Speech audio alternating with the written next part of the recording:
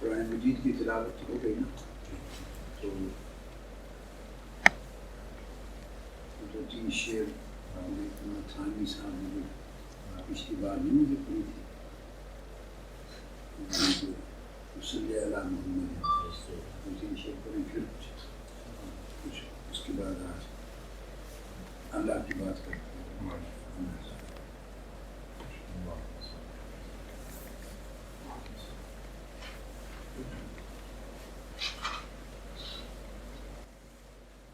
عشق کی ابتدا ہو تم صلی علی محمد، عشق کی ابتدا ہو تم صلی علی محمد، عشق کی انتہا ہو تم صلی علی محمد، صلی علی نبینا صلی علی محمد، صلی علی نبینا صلی علی محمد۔ ہو تم ہی نور اولی، تم ہی ظہور اولی، ہو تم ہی نور اولی، تم ہی ظہور اولی۔ اس کو یوں پڑھ لیا کریں جی کہ اول اور آخر دونوں بانگوں جیسے ہیں نا، وہ تم ہی تو نور اولی جی، اور وہ تم ہی ظہور آخری، میں نبوت بھی آ جاتی ہے وہ دوسرے میں سے۔ اچھا دوسرے میں اچھا وہ تم ہی نور اولی، تم ہی ظہور اولی، خاتم الانبیاء بھی تم صلی علی محمد، خاتم الانبیاء بھی تم صلی علی محمد، آنکھوں کی جستجو بھی تم، روح کی آرزو بھی تم، آنکھوں کی جستجو بھی تم، روح کی آرزو بھی تم، قلب کا مدعا بھی تم صلی علی محمد، قلب کا مدعا بھی تم صلی علی محمد، صلی علی نبینا صلی علی محمد، صلی علی شفیعنا صلی علی محمد، معدن اصفیاء بھی تم، مخزن اتقیاء بھی تم، معدن اصفیاء بھی تم، مخزن اتقیاء بھی تم، مرکز اولیاء بھی تم صلی علی محمد، صلی علی نبینا صلی علی محمد، صلی علی نبینا صلی علی محمد۔ راز ہے یہ عیاں کچھ بھی نہیں نہاں نہاں، راز ہے یہ عیاں کچھ بھی نہیں نہاں نہاں، درد بھی تم دوا بھی تم صلی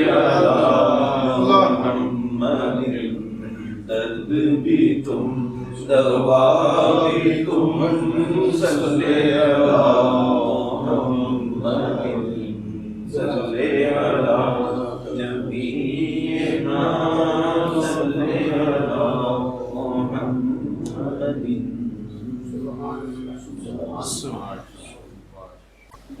جس طرح یہ ہے اس طرح ہلکا برابر ہونا چاہیے. آگے ہو جائے مجلس کے آداب ہیں یہ اس کا ہلکا برابر برابر دائرہ آگے دائرہ برابر پیچھے پیچھے کسی ایک تصور نماز میں بعد نماز میں جو صف کا تصور حلقہ میں بیٹھنا وہ بھی صف کی قسم بیٹھے اگلے لوگ ان کے روزانوں ہیں وہ ملے ہوئے ہیں پچھلے لوگ ملے ہوئے ہیں دائرے کی شکل ہو مگر وہ بھی نظم کے اندر برکت ہے نظم کے اندر برکت ہے اسی لیے اللہ پاک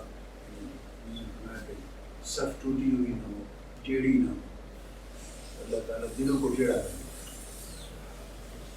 سب سیدھی ہو تو دلوں کو سیدھا گویا بیٹھنے اور کھڑے ہونے کے جو آداب ہیں ان کا امپیکٹ باطن پہ پڑتا ہے.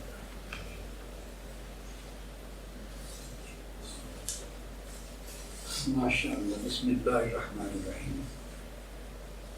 حضرت امام احمد بن حنبل رحمۃ اللہ تعالیٰ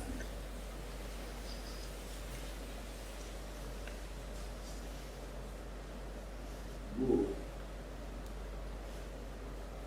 اکثر و بیشتر حضرت بشر الحافی رضی اللہ تعالیٰ عنہ ان کی مجلس میں جا کے بیٹھتے تھے.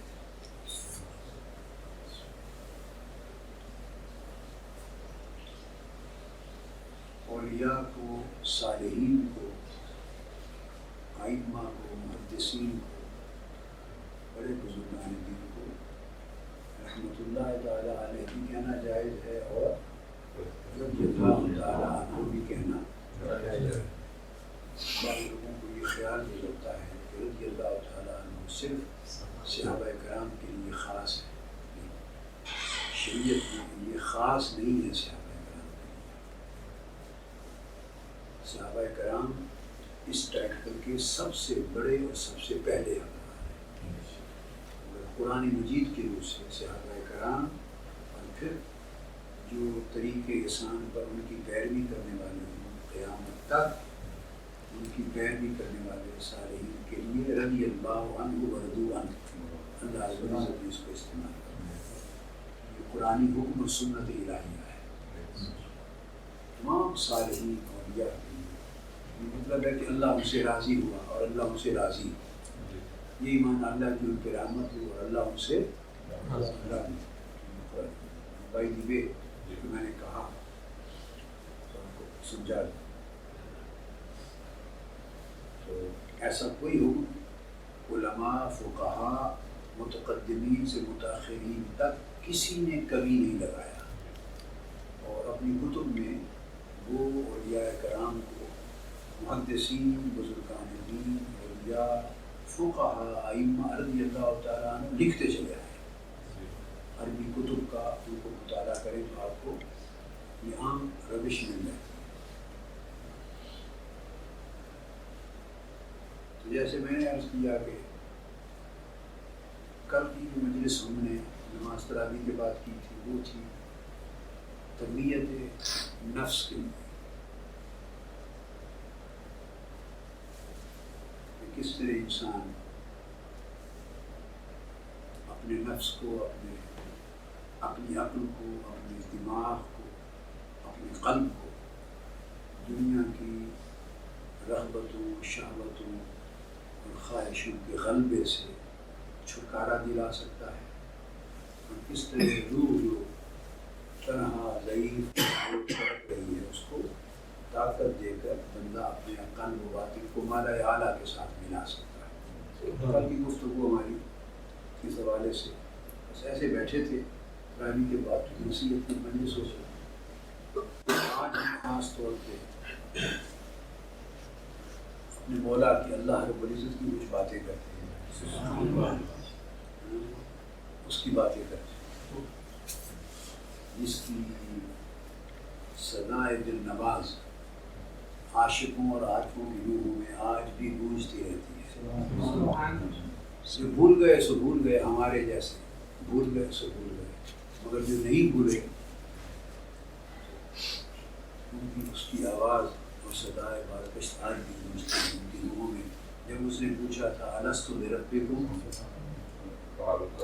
تو ان روحوں نے جواب دیا تھا قالوا بلی، کیوں نہیں باری تعالیٰ تو ہی ہمارا رب ہے۔ وہ صدا آج بھی گونجتی ہے۔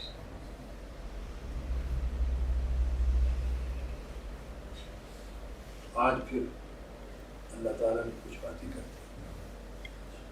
اس لیے میں نے واقعہ اس واقعہ سے بات کو شروع کیا کہ سیدنا امام احمد بن حنبل رضی اللہ تعالیٰ عنہ وہ حضرت سیدنا بشر الحافی رضی اللہ تعالیٰ عنہ کی مجلس میں جا کے بیٹھا ہے۔ یہ بات آپ کے کام آئے کہ سب جو یاد رکھ سکے، جتنے ائمہ ہیں فقہ کے ان سب کے ادوار میں بڑے بڑے اکابر اولیاء اور صوفیاء تھے، اور سارے ائمہ کسی نہ کسی عاشق اور کسی نہ کسی کامل صوفی کی مجلس میں ہمیشہ بیٹھتے ہیں۔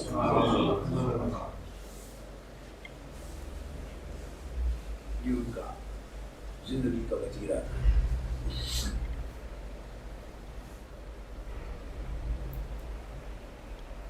سیدنا امام اعظم ابو حنیفہ رضی اللہ تعالیٰ عنہ ان کے مشائخ کی شیوخ کی اگر فہرست پڑھیں، ان کے شیوخ کی فہرست پڑھیں، ان کے شیوخ میں ایک نام آتا ہے حضرت بہلول مجذوب۔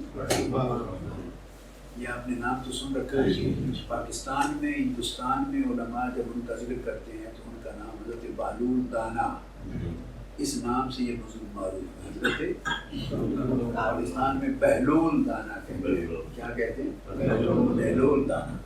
عربی میں یہ نام ہے بہلول مجذوب، اور بہلول مجنون بھی کہتے ہیں۔ عربی کتابوں میں حضرت بہلول مجنون، وہ مجنون تھے، مجذوب تھے، جنگلوں میں رہتے تھے یا قبرستانوں میں گھومتے تھے یا دریا دجلہ کے کنارے بیٹھتے تھے، وہ مٹی کے گھروندے بناتے تھے اور مستوار تھے، عاشق مستوار تھے، مجنون۔ ان کا نام امام اعظم ابو حنیفہ رضی اللہ تعالیٰ عنہ کے شیوخ کی فہرست میں آتا ہے۔ جو سب سے بڑی عربی میں معتبر اور محقق کتب ہے امام اعظم کی سیرت پر، عربی میں محقق جو مصادر ہیں ان میں حضرت بہلول مجنون ان کے مشائخ ہیں۔ تو میں یہ کہا کرتا ہوں کہ ان سے امام اعظم نے کیا پڑھا ہوگا؟ ویسے امام اعظم کے 4000 اساتذہ ہیں، کتنے؟ 4000 شیوخ ہیں امام اعظم رضی اللہ تعالیٰ عنہ۔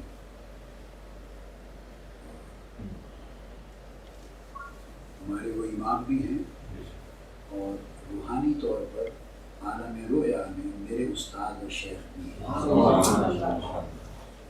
میں نے عالم رویا میں 9 سال سیدنا امام اعظم ابو حنیفہ سے پڑھا ہے۔ یہ ان کی عنایات میں سے اور اللہ کے فضل و کرم سے اور خیرات کے ٹکڑوں میں سے۔ سبحان اللہ، سبحان اللہ، بالمشافہ 1 to 1 9 سال آپ نے پڑھا ہے۔ مجھے آپ سے تلمس کا شرف حاصل ہوا عالم رویا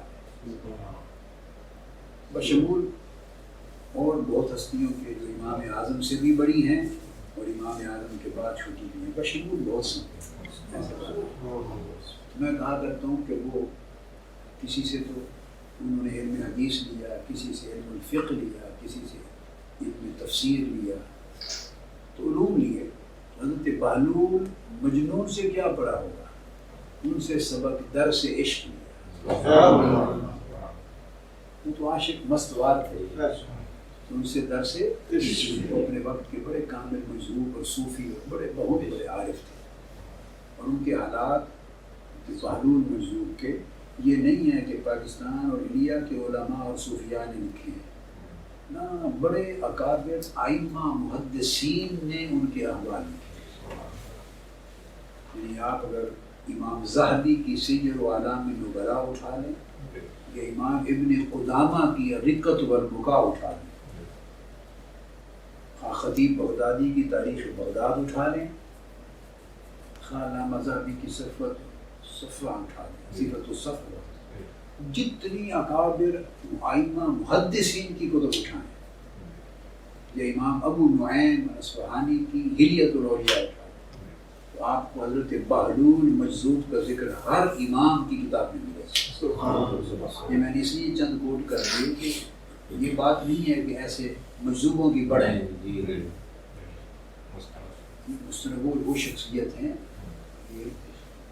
جتنی ائمہ گزرے ہیں جنہوں نے کتب لکھی ہیں اسماء الرجال پر یا احوال اہل اللہ پر، اور ائمہ محدثین میں سے تو سب میں کہ ان کے تذکرے، تو وہ امام اعظم کے شیوخ میں سے، ان کی صحبت اور مجلس امام اعظم بیٹھتے تھے، اور وہ مست بات تھے، درس عشق لیتے تھے، اور درس عشق کیا ایسوں کی مجلس میں جا کے وہ آگے بات آ رہی ہے کہ کیا پوچھتے اور کیا سمجھتے تھے، اس کو سوال رکھنے، اس بات کو ایک سوال رکھنے کہ ان سے کیا پڑھتے تھے، کیا پوچھتے تھے، کیا سمجھتے ہوں گے، اس کو سوال رکھنے۔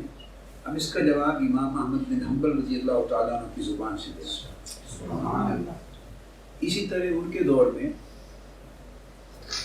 حضرت بشر الحافی رضی اللہ تعالیٰ عنہ بھی تھے، اور حضرت امام ابو حمزہ الصوفی البغدادی بھی تھے۔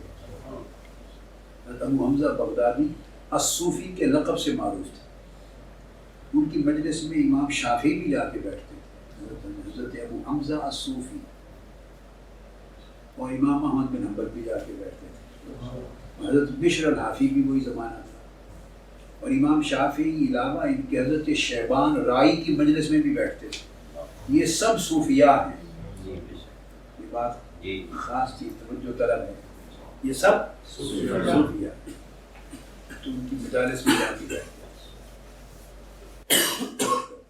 ہیں۔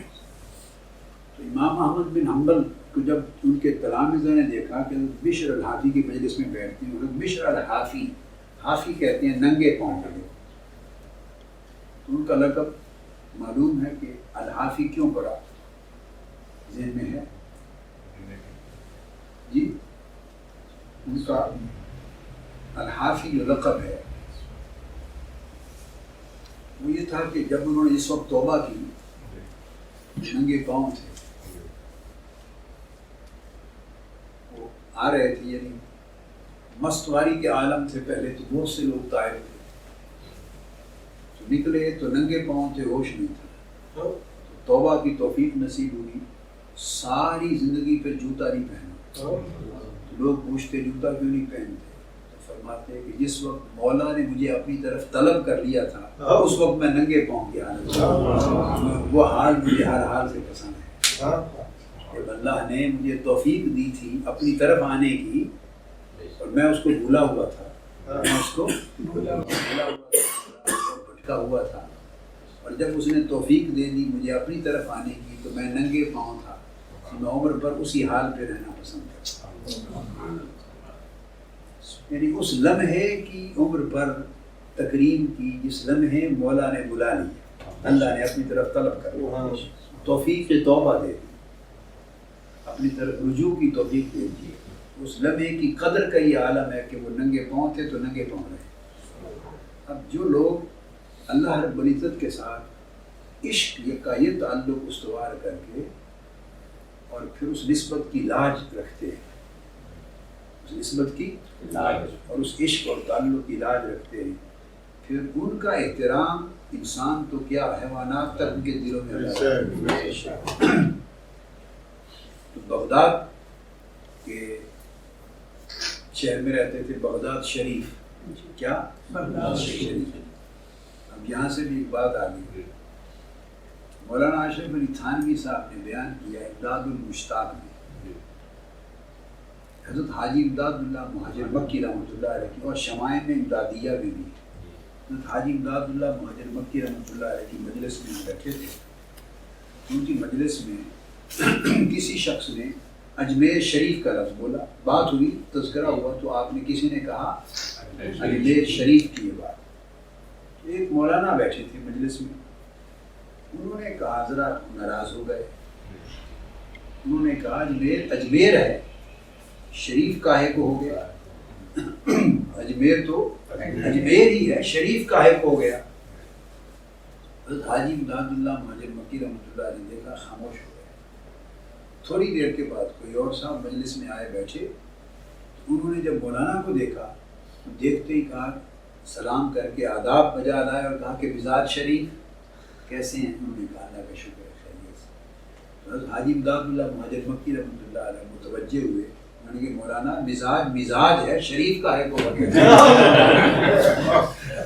مزاج تو مزاج ہی ہے، شریف کا ہے. اگر آپ کا مزاج شریف ہو گیا تو اجمیر کو شریف کہنے میں پریشانی جائے گا. اللہ کے کسی ایک بندے مرد حق کی وجہ سے اس زمین کو برکت نصیب ہو گئی. وہ قریہ صالحہ ہے، جیسے صحیح بخاری میں اللہ والوں کی ایک قریہ کو قریہ القریۃ الصالحہ کہا، الارض المقدسہ کہا، ادخلوا الارض المقدسۃ التي كتب اللہ بارکنا حولہ لنریہ. مبارک ہے مکہ مبارکہ، پوری وادی کا مبارک ہے. یا اللہ کا نور برستا ہے، اللہ کی رحمت برستی ہے، بھائی وہ ساری جگہ مبارک اور شریف ہو جاتی ہے. تو اللہ پاک کے مقرب بندے، اس سے چاہنے والے، اس سے محبت کرنے والے جہاں رہتے ہیں، ان سے پھر اللہ محبت کرتا ہے، اللہ کی رحمت اترتی رہتی ہے کثرت کے ساتھ. کوئی جگہ وہاں اور لوگ بھلے رہتے پھرتے ہیں نجاست والے، مگر ان کا دھیان نہیں کرتے، اللہ والوں کا دھیان کرتے. تو امام احمد بن حنبل رضی اللہ تعالیٰ عنہ میں بات کر رہا تھا کہ وہ پھر ننگے پاؤں پھرا کرتے تھے، بشر الحافی رضی اللہ تعالیٰ عنہ. تو ان کی پوری زندگی میں کسی جانور نے بغداد شریف کی گلیوں میں گوبر نہیں کیا. گائے گھومتی رہتی تھی، جانور گھومتے تھے، بغداد کی گلیوں میں کسی نے جانور نے گوبر نہیں کیا. ایک دن صبح اہل اللہ میں سے کوئی گزرے تو گلی میں گوبر دیکھا، دیکھتے ہیں انا للہ و انا الیہ راجعون پڑھا، اور ہر ایک کو اطلاع کر دی کہ بشر الحافی وفات پا گئے. ان کا کیسے آپ کو خبر آئی؟ کہنے کہ نہیں، میں نے گلی میں گوبر دیکھا ہے. ان کے ننگے پاؤں پھرنے کے احترام میں اللہ پاک نے جانوروں کے دلوں میں بھی یہ شعور ودیعت کر دیا تھا کہ گوبر گلی میں نہیں کرنا، ہمارے بشر الحافی کا پاؤں کہیں آلودہ نہ ہو. آج گوبر دیکھا ہے تو اندازہ کیا کہ اٹھ گئے. اس طرح اللہ پاک دلوں میں احترام بٹھا ہے. یہ وہ حضرت بشر الحافی. سیدنا امام احمد بن حنبل رضی اللہ تعالیٰ عنہ کی مجلس میں اکثر جا کے بیٹھتے. تو آپ کے تلامذہ میں سے بعضوں نے ان سے پوچھا کہ آپ اتنے جلیل القدر امام ہیں، ساری دنیا شرق سے غرب تک شریعت کا علم حاصل کرنے کے لیے آپ کے پاس آتی ہے، شریعت کا علم حاصل کرنے اور طلب کرنے آپ کے پاس آتی ہے. آپ اس ننگے پاؤں پھرنے والے فقیر کی مجلس میں آپ کیا لینے جاتے ہیں؟ دنیا تو شریعت کا علم آپ سے لیتی ہے، آپ اس کے پاس کیا لیتے ہیں؟ سیدنا امام احمد بن حنبل رضی اللہ تعالیٰ عنہ نے وہ خوب جواب دیا. وہ جو امام اعظم کی بات کی کہ حضرت بہلول مجنون سے کیا لیتے تھے جا کر، وہ امام احمد بن حنبل نے جواب دیا. آپ نے فرمایا ٹھیک ہے، لوگ میرے پاس علم شریعت حاصل کرنے آتے ہیں، تو بات یہ ہے کہ شریعت کا علم، شک نہیں اس بات میں کہ اللہ کی نعمت ہے، شریعت کا علم میں زیادہ جانتا ہوں، مگر شریعت والے کو وہ زیادہ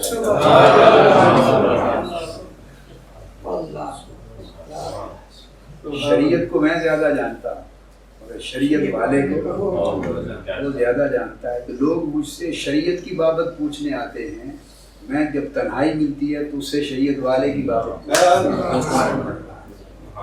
آپ ان کی مجلس میں بیٹھے رہتے جب لوگ چلے جاتے ہیں، جب لوگ چلے جاتے ہیں، یہ جو آج کی میں نے کہا نا مجلس کا موضوع یہ ہے، وہ بات کر رہا ہوں، جب لوگ چلے جاتے تو آپ قریب ہو جاتے بشر الحافی پہ، تو کہتے کہ اللہ کی باتیں سنا، کیا کہتے کوئی اللہ کی باتیں سنا، کوئی اللہ کی باتیں باتیں سنا۔ سبحان اللہ۔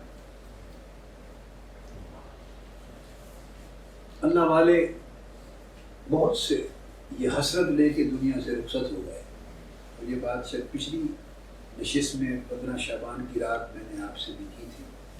یہ حسرت اللہ والوں کے دلوں میں رہتی ہے۔ کئی کہتے ہیں کہ ساری زندگی گزر گئی، لوگ سب کچھ مانگنے اور پوچھنے، سب کچھ مانگنے اور پوچھنے کے لیے آتے ہیں، مگر زندگی گزر گئی اس حسرت میں اور ترستے گزر گئی کہ کوئی ایک کاش اللہ کا پوچھنے بھی آیا ہوتا، کوئی ایک صرف اس لیے آیا ہوتا کہ اللہ مانگتا کہ اللہ کیسے ملتا ہے، دنیا کیسے ملتی ہے ہر کوئی مانگتا ہے، قرضے کیسے ادا ہوتے ہیں ہر کوئی مانگتا ہے، رزق میں فراوانی کیسے ہوتی ہے ہر کوئی مانگتا ہے، اولاد اللہ عطا کر دے ہر کوئی طلب کرتا ہے، ہر کوئی اللہ کی نعمتوں کو طلب کرتا ہے، مگر اس نعمت والے کو کاش کوئی اللہ کا ہی پوچھتا۔ یہ ان سے پوچھتے تھے، جب تنہائی ہو جاتی تو کہتے کچھ اللہ کی بات سنا۔ امام احمد بن حنبل، حضرت بشر الحافی، حضرت بشر الحافی رضی اللہ عنہ وصال ہو گیا، ان کا مزار بغداد ہے، حضرت بہلول مظلوم کا مزار بھی بغداد ہے، حضرت امام احمد بن حنبل کا بھی بغداد ہے، اور سیدنا امام احمد بن حنبل رضی اللہ تعالیٰ عنہ کا دجلہ کے کنارے تھا، تو طغیانی آئی تو وہ بہہ گیا، وہ بہ گیا، اب وہ موجود نہیں، یہ سارے مدفون بغداد۔ حضرت بشر الحافی کا وصال ہو گیا تھا۔ ایک دن امام احمد بن حنبل رضی اللہ تعالیٰ عنہ کی مجلس میں جب مسائل پوچھنے کا وقت ہوتا تھا، مجلس میں جب لوگ آتے تھے، مرد بھی اور عورتیں بھی اپنے اپنے وقت پر استفسار کے لیے، ایک باپردہ خاتون آئی، کہ باپردہ کی پتہ نہیں چلتا تھا کہ کون ہے، انہوں نے جب فرصت ملی تو آپ سے مسئلہ پوچھا، مسئلہ یہ پوچھا کہ میں سود کاٹتی ہوں، گرمیوں کا موسم ہوتا ہے تو گھر کی چھت پہ کاٹتی ہوں سود، میرا دیا جل رہا ہوتا ہے، اس دیے کی لو میں سود کاٹتی ہوں، چونکہ لو مدھم ہوتی ہے، روشنی تھوڑی ہوتی ہے تو کم رفتار سے کاٹا جاتا ہے۔ کبھی کبھی ایسا ہوتا ہے کہ گلی سے، بازار سے بادشاہ کا یا وزیر اعظم کا یا وزیروں کا جلوس گزرتا ہے اور اس میں فانوس اٹھائے ہوئے ہوتے ہیں، انہوں نے بہت روشنی ہو جاتی ہے، دیر تک گزرتے رہتے ہیں فانوسوں کے ساتھ، جب فانوسوں کے ساتھ گزرتے ہیں اس وقت روشنی زیادہ ہو جاتی ہے تو سود تیز رفتاری سے کاٹا جاتا ہے، زیادہ کاٹ لیتے ہیں، پھر وہ گزر جاتے ہیں۔ مسئلہ یہ پوچھ رہی ہوں کہ وہ ان فانوسوں کی روشنیوں میں جو سود میرا زیادہ کاٹا جاتا ہے، اس دیے کی لو کے مقابلے میں وہ بیچتی ہوں تو اس کے پیسے میرے لیے حلال ہیں یا نہیں؟ وہ جو اس وقت سود زیادہ کاٹتی ہوں وہ روشنی میری نہیں ہوتی۔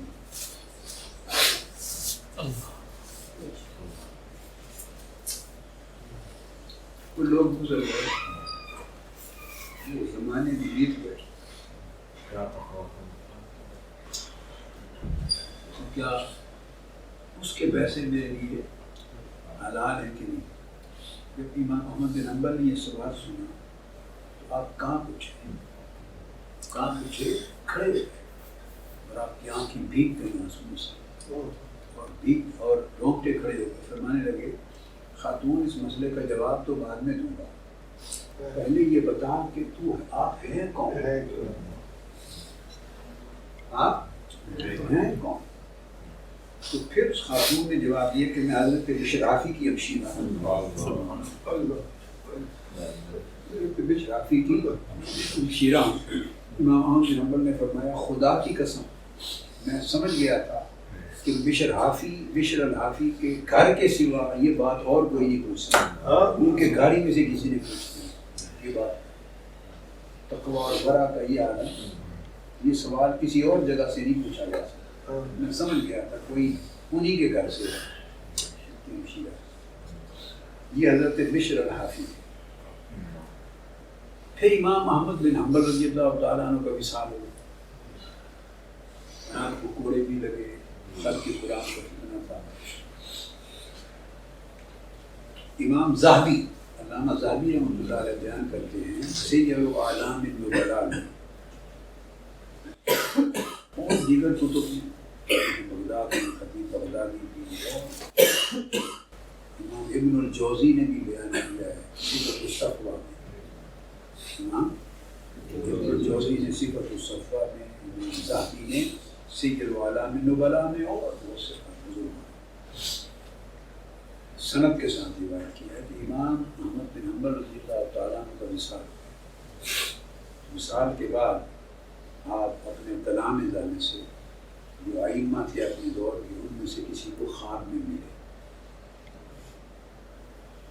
امام ذہبی رحمۃ اللہ علیہ نے غالباً اگر میں بھول نہیں رہا پورے 20 صفحے تک امام احمد بن حنبل کے وصال کے بعد ان کے منامات اور ان کے خوابوں کا تذکرہ کیا، جو وصال کے بعد ملے اور جو انہوں نے فرمایا، اور محدثین نے اس کو روایت کیا خواب میں. آپ بات کو سمجھیں. اس میں آپ روایت کرتے ہیں کہ آپ ملے ائمہ وقت میں سے، آپ کے تلامذہ میں سے کسی کو. انہوں نے پوچھا کہ آپ کے ساتھ کیا ہے؟ فرماتے ہیں اللہ رب العزت نے مجھے سونے کا تاج پہنایا، بڑا عالیشان لباس پہنایا، مجھے معاف بھی فرما دیا اور بڑی شفقت اور اعزاز اور اکرام سے نوازا جنت میں. تو مجھے فرمایا کہ احمد بن حنبل تمہارے ساتھ یہ کرم نوازی اس لیے کہ تم نے ہماری خاطر کوڑے بہت کھائے تھے، ہماری خاطر بڑی تکلیفیں اٹھائی تھی. اس طرح اعزاز و اکرام سے نوازا. پھر انہوں نے خواب ہی سلوئے جس خواب کا پوچھا کہ سنائیے حضرت جنید بغدادی کا حال کیا تھا.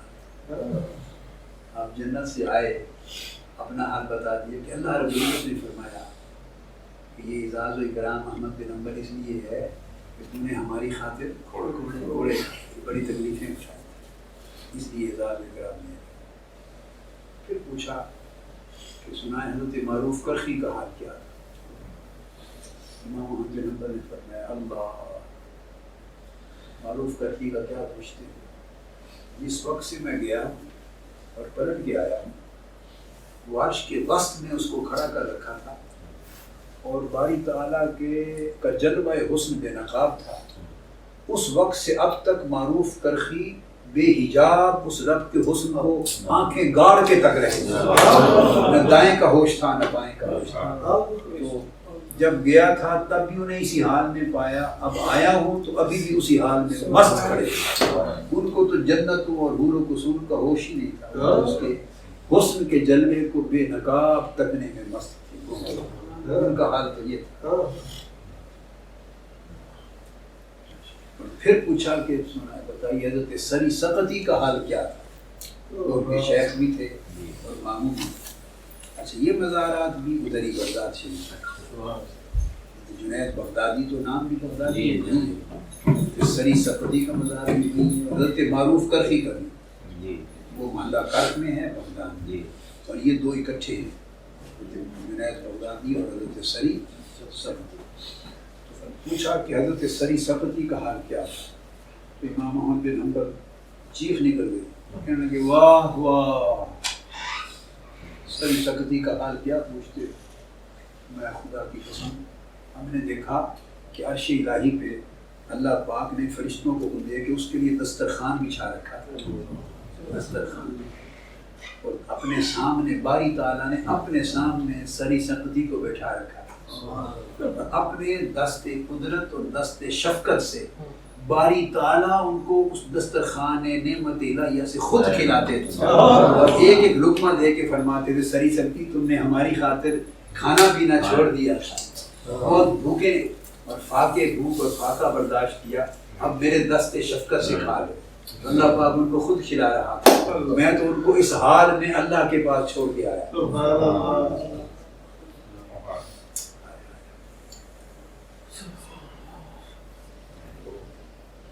لذتیں تو وہ ہیں جو بعد کی ہیں، راحتیں بھی وہی ہیں جو بعد کی۔ ہم تو بھولے بھٹکے، بھولے ہوئے۔ یہ میں نے 3 چیزیں آپ کو سنا دی۔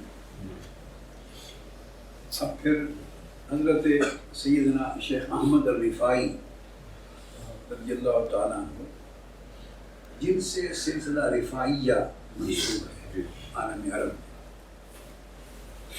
وہ اپنی کتاب حالت اہل الحقیقت مع اللہ، کہ اہل حقیقت کا حال اللہ کی معیت میں، اللہ کے ساتھ اہل حقیقت کا حال کیا ہوتا ہے، عنوان یہ رکھا۔ یہ حضور سیدنا غوث العظم شیخ عبد القادر جیلانی رضی اللہ عنہ کے ہم اثر ہے، یہ ان کے بالکل ایک زمانہ ان کے ہم اثر ہے۔ تو انہوں نے ایک بڑی پیاری بات جو میں نے آپ کو 15 شعبان کی مجلس میں بتائی تھی، مولانا تھانوی صاحب کی خاطر آج اس کو دہرایا، بڑی پیاری بات۔ وہ روایت کرتے ہیں حضرت امام عبد الباری سے، حضرت امام عبد الباری حضرت سیدنا ذوالنون مصری رضی اللہ تعالیٰ عنہ کے بھائی ہیں۔ حضرت ذوالنون مصری کے بھائی، حضرت ذوالنون مصری، ان کا مزار بھی بغداد میں، مصر کے تھے بغداد آ گئے۔ ذوالنون مصری، ان کی حیات میں بھی لوگ ان کو دیوانہ کہتے، کوئی ملحد کہتا، کوئی فتوے لگاتے، برا بھلا کہتے، اور جس رات ان کا وصال ہوا، حضرت ذوالنون مصری رضی اللہ تعالیٰ عنہ کا وصال ہوا، جس رات، اس رات بغداد کے 40 اولیاء اللہ کو بیک وقت حضور علیہ السلام کی زیارت ہوئی۔ انہوں نے پوچھا حضور آپ کیسے، ہر ایک نے ایک ہی سوال کیا، یا رسول اللہ آپ یہاں بغداد کیسے تشریف لائے، خواب میں زیارت ہوئی؟ فرمایا کہ ذوالنون مصری کا انتقال ہو گیا ہے، اس کی استقبال کی، اس کے جنازے کی، اس طرح 40 اولیاء اللہ کے خواب سے آپ کے وصال کی خبر ہے۔ اور شرق سے غرب تک دنیا کے کل پرندے جمع ہو گئے تھے، سخت گرمیوں کا موسم تھا، اور کل پرندوں نے جمع ہو کر ایک صاحبان تان لیا اور کھڑے رہے۔ جب جنازہ اٹھا تو ان کی تدفین تک پرندوں نے صاحبان تانے رکھا اور سایہ کیا، عبادت کی، اور ان کے ماتھے پر نور کے ساتھ لکھا ہوا تھا کہ اللہ کا عاشق تھا اور اس کے عشق میں شہید ہو گیا۔ حضرت ذوالنون مصری سے ان کے بھائی حضرت عبد الباری وہ روایت کرتے ہیں جنہیں امام سید احمد الرفاعی نے لکھا۔ حضرت امام عبد الباری فرماتے ہیں کہ میں اپنے بھائی حضرت ذوالنون مصری کے ساتھ سفر پہ نکلا، اپنے بھائی حضرت ذوالنون مصری کے ساتھ۔ فرماتے ہیں کہ ہم نے دیکھا کہ چھوٹے چھوٹے بچے ایک جگہ جمع تھے، اور وہ ایک شخص کو، نوجوان شخص تھا، پتھر، کنکریاں پتھر اٹھا کے اس کو مار رہے تھے، کنکریاں اور پتھر اس کو مار رہے تھے۔ میرے بھائی یعنی حضرت ذوالنون مصری، انہوں نے پوچھا ان بچوں سے کہ تم اس کو کیوں مارتے ہو، تم کیا چاہتے ہو، اس کو کیوں پتھروں سے، تمہارا کچھ نہیں بگاڑتا، اس کو کیوں مارے جا رہے؟ فقال لهم اخي ما تريدون منه، تم اس سے کیا چاہتے ہو؟ فاذا نحن بصبيان يرمون واحدا بالحجاره، کسی ایک کو پتھر سے مارے جا رہے تھے، انہوں نے پوچھا کہ ما تريدون منه، اس سے کیا چاہتے ہو؟ انہوں نے جواب دیا قالوا هذا رجل مجنون ومع ذلك يزعم انه يرى الله تعالى، یہ شخص مجنون ہے، پاگل ہے، دیوانہ شخص ہے، کے باوجود گمان یہ کرتا ہے اور یہ دعویٰ کرتا ہے کہ میں نے اللہ کو دیکھا، یعنی میں اللہ کو دیکھتا ہوں، اس کا مشاہدہ کر، یہ دعویٰ کرتا ہے، اس لیے مار رہے ہیں پتھر سے۔ جب یہ بات سنی تو ذوالنون مصری نے مجھے کہا بھائی کو، بھائی آؤ ذرا اس جوان کے قریب تو اس کا حال پوچھ۔ قال فدنونا منه، پھر ہم اس جوان کے قریب چلے گئے، فاذا هو شاب، وہ خوبصورت جوان، خوبصورت جوان تھا، ظاہر علیہ سیمن عارف، اس کی چہرے سے عارفوں کی نشانی نمایاں ہو رہی ہے، اس کا چہرہ بتا رہا تھا کہ یہ عارفوں کا چہرہ ہے، عارف کا چہرہ ہے۔ وسلمنا علیہ، ہم نے اس کو سلام کیا۔ وقلنا انہم یزعمون انک، یہ بچے، یہ نوجوان یہ گمان کرتے ہیں کہ تم یہ کہتے ہیں کہ تم یہ خیال کرتے ہو یا دعویٰ کرتے ہو کہ تم نے اللہ کو دیکھا، اللہ رؤیت باری تعالیٰ کا گمان کرتے ہو، یہ بات کیسے ہے؟ تو وہ جوان کہنے لگا ہاں یہ بات درست ہے، لو فقدتہ اقل من طرفۃ عین لمت من ساعۃ، یہ صحیح کہتے ہیں، میرا حال تو یہ ہے کہ اگر ایک لمحہ بھی اس کا حسن میری آنکھوں سے اوجھل ہو جائے تو اسی لمحے میری موت واقع ہے، ایک لمحہ بھی اس کی اگر اس کا حسن میری آنکھوں سے اوجھل ہو جائے تو میں مر جاؤں گا، زندہ ہی نہیں رہ سکتا، میں تو زندہ ہی اس کے جلوے کے نظارے کے ساتھ۔ یہ بات کہہ کر وہ جو نوجوان تھا اس نے 2 شعر پڑھے، اس نے 2 شعر پڑھے، یہ مستی کی حالت میں تھا، شعر پڑھے، طلب الحبیب من الحبیب رداہ،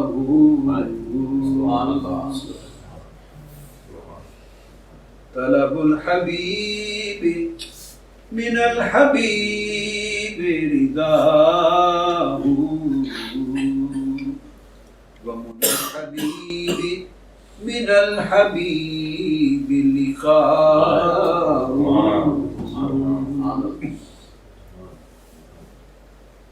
ابدا یلاحظہ بعین قلبہ، ابدا یلاحظہ بعین قلبہ، والقلب یعرف ربہ ویراہ۔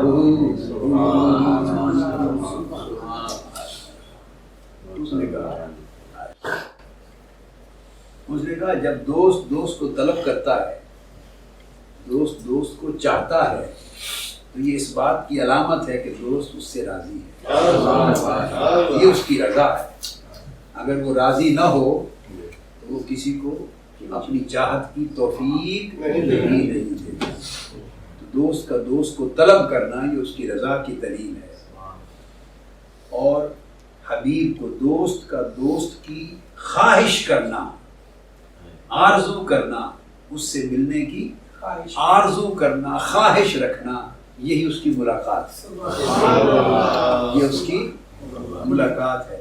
اس نے کہا اس لیے کہ وہ جو دوست ہے، عاشق ہے، وہ اپنے دل کی آنکھوں کے ساتھ ہر وقت اس کی حسن کا مشاہدہ کرتا ہے، ان آنکھوں سے نہیں، دل کی آنکھوں کے ساتھ ہر وقت حسن محبوب کا جلوہ کرتا رہتا ہے، اور دل تصدیق کرتا رہتا ہے، پہچانتا ہے کہ ہاں یہی رب ہے، یہی رب ہے، اور وہ اس کو دیکھتا رہتا ہے۔ تو میں دل کی آنکھوں سے دیکھتا ہوں، میرا دل ہر وقت اپنی دل آنکھوں سے اس کے مشاہدے میں مست رہتا ہے۔ جب یہ پورے 2 شعر پڑھے تو حضرت ذوالنون مصری نے کہا فقلت لہ، میں نے ان کو کہا ہم مجنون نہ انت، تو مجنون ہے، تو مجنون ہے، تو دیوانہ ہے، کیا تو دیوانہ ہے؟ قال اما عند اہل الارض، ہاں زمین والوں کے لیے فنعم، ہاں میں دیوانہ ہوں، واما عند اہل السماء فلا، اور اہل سما آسمان والوں کے لیے نہیں، وہ دیوانہ نہیں جانتے، آسمان والے زمین والے دیوانہ جانتے۔ اب بات آگے بڑھے گی۔ حضرت ذوالنون مصری نے اس سے پوچھا قلت کیف حالک مع المولا، اب یہ بات آپ کے لیے نصیحت ہے، یہ کیفیت کیسے نصیب ہے، یہ کیفیت کیسے نصیب ہے؟ تو پوچھا کہ اگر تمہارا یہ حال ہے تو بتاؤ فکیف حالک مع المولا، بتاؤ کہ تمہارا حال مولا کے ساتھ کیا ہے، مولا کے ساتھ تمہارا تعلق کیسا ہے، مولا کے ساتھ تمہارا یارانہ کیسا ہے، مولا کے ساتھ تمہاری دوستی کا حال کیا ہے، ذرا وہ حال تو سنا دو کیا ہے۔ فرمانے لگے فقال منذ عرفتہ ما جفوت، میں اس کے ساتھ حال یہ ہے کہ جب سے اس کو پہچان لیا ہے تب سے اس کے ساتھ بے وفائی نہیں کی۔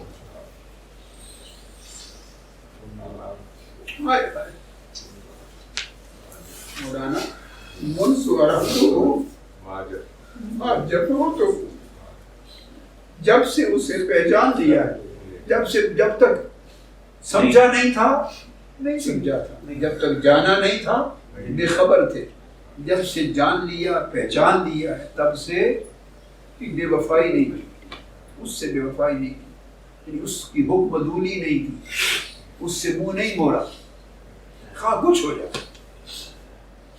پھر حضرت ذوالنون مصری فرماتے بقول تو منذ کم عرفتہ، اچھا آخری بات جوان یہ تو بتا کتنی مدت ہوئی تمہیں اسے پہچانے ہوئے، اس کی معرفت حاصل کیے کتنی مدت ہوئی کہ تو نے اس کو پہچانا؟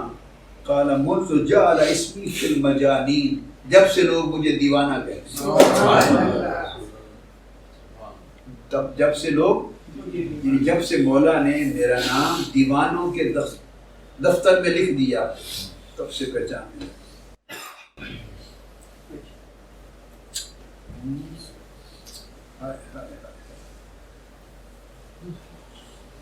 کبھی دل دادا تمنا کا تمنائی، کبھی دل دادا میں کبھی دل دادا تمنا کا تمنائی تھا، اب تمنا متمنی تمنائی ہے، اب تمنا متمنی تمنائی ہے، کبھی دل دادا تمنا کا تمنائی تھا، اب تمنا متمنی تمنائی ہے، اب تمنا متمنی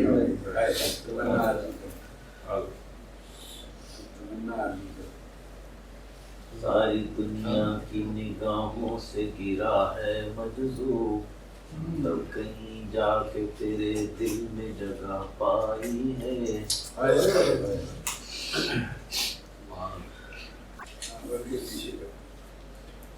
پھر آپ سیدنا موسیٰ علیہ السلام کی ایک روایت بیان کریں۔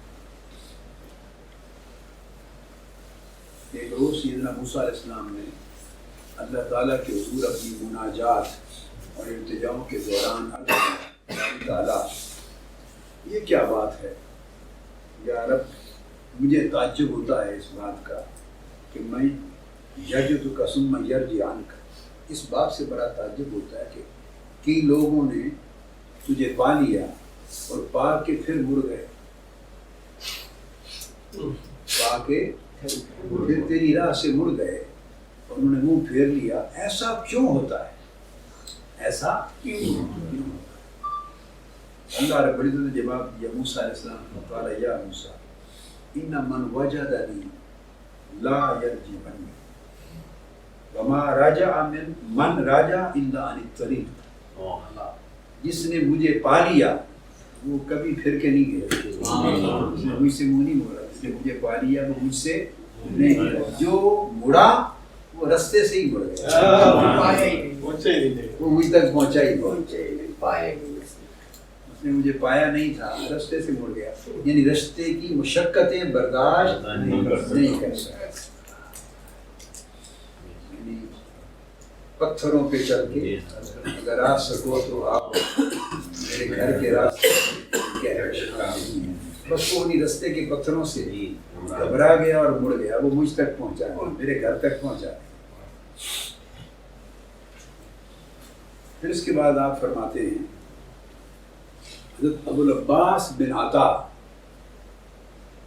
ان سے روایت کرتے ہیں رحمہ اللہ تعالیٰ، فرماتے ہیں کہ جب بندے پر آخرت کا حسن ظاہر ہو جاتا ہے،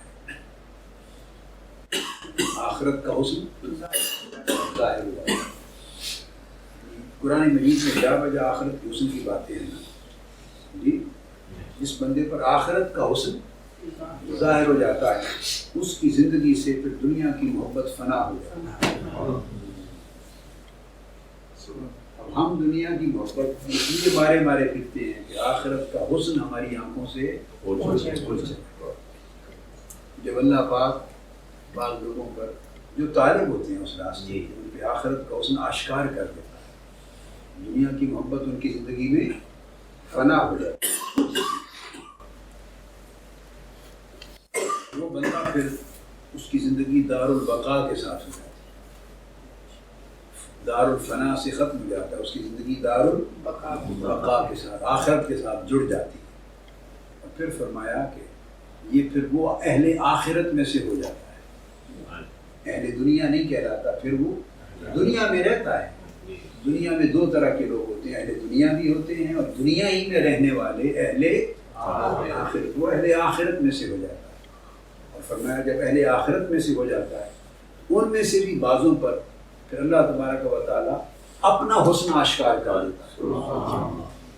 پہلے جس پہ کرم کرتا ہے تو اہل دنیا میں سے بعضوں کو چن کر جس پر اس کا ارادہ ہو جائے ان میں سے اہل دنیا میں سے کچھ کو نکال کر ان پر آخرت کے حسن کو آشکار کر دیتا ہے۔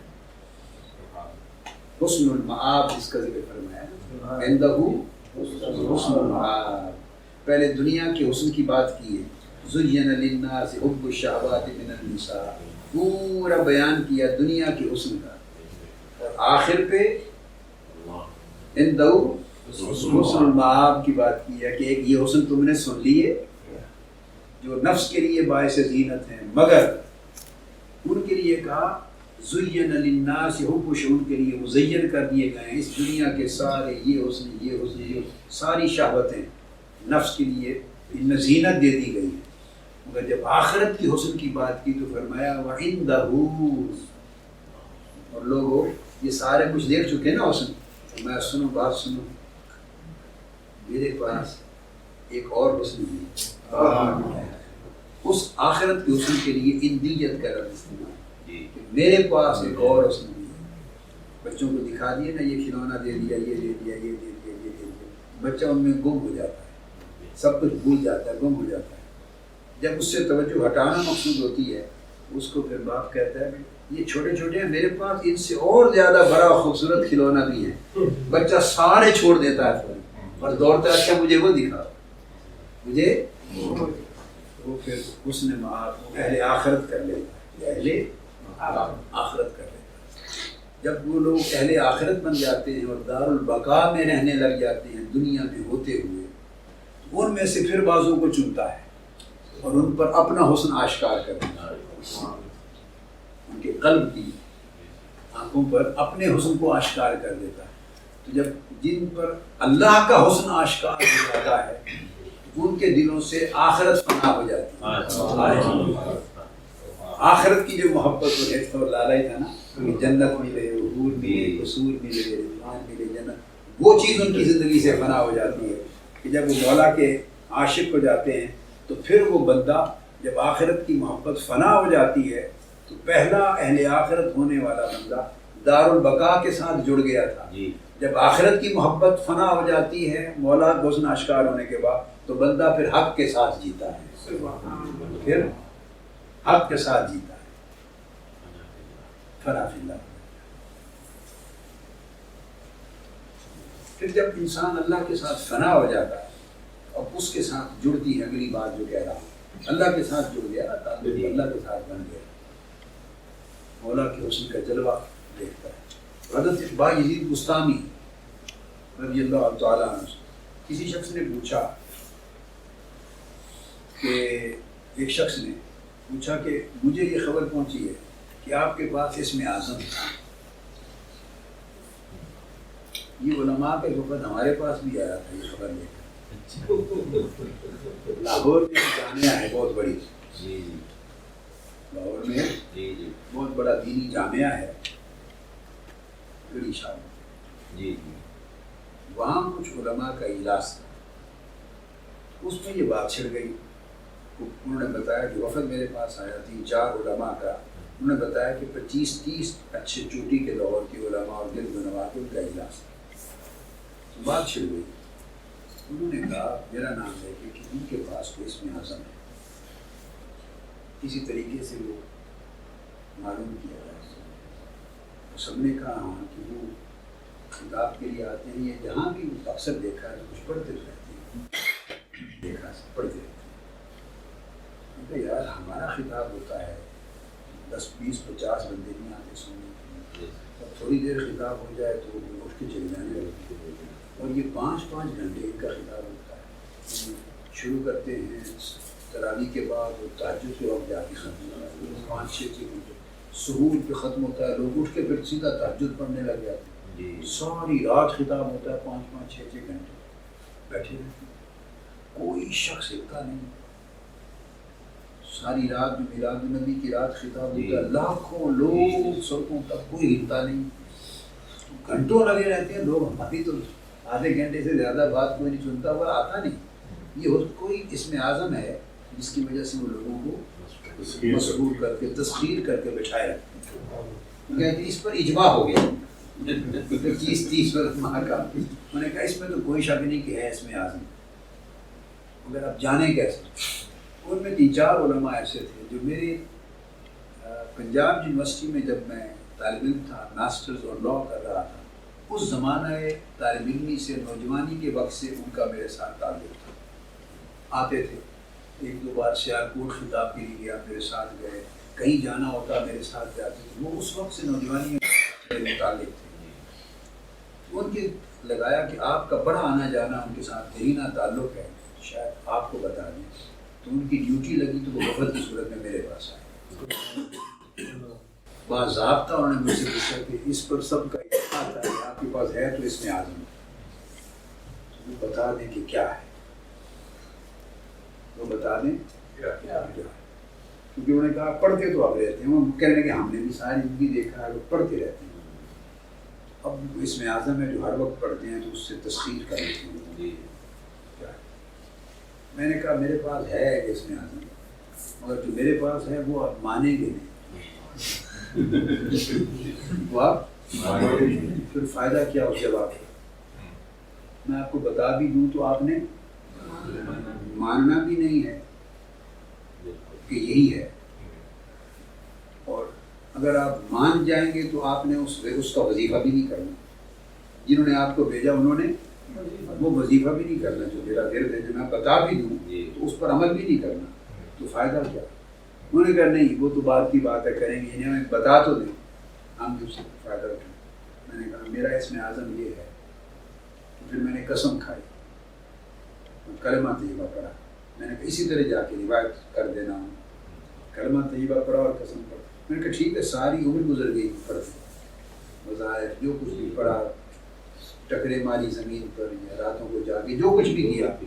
میرا وظیفہ اعظم یہ ہے کہ اللہ کی عزت کی قسم ساری زندگی جو کچھ پڑھا, جو کچھ کیا, مخلوق کے لیے کچھ نہیں پڑھا, سب مولا کے لیے. جو کچھ کیا اس میں کبھی مخلوق کا دھیان ہی نہیں کیا, مخلوق کی خاطر نہیں کیا. مخلوق کھینچی آئے یا دل آ جائیں, یا مال آ جائے, یا دنیا آ جائے, یا خلق آ جائے, خلق کے لیے کچھ نہیں کیا. جو کیا خالق کے لیے کیا. اب اس کی مرضی قبول کر اس کے بھی فکر کبھی نہیں کی. کیا اس کی بھی فکر نہیں کی کہ وہ دھتکار دے. وہ مالک ہے, وہ مالک ہے.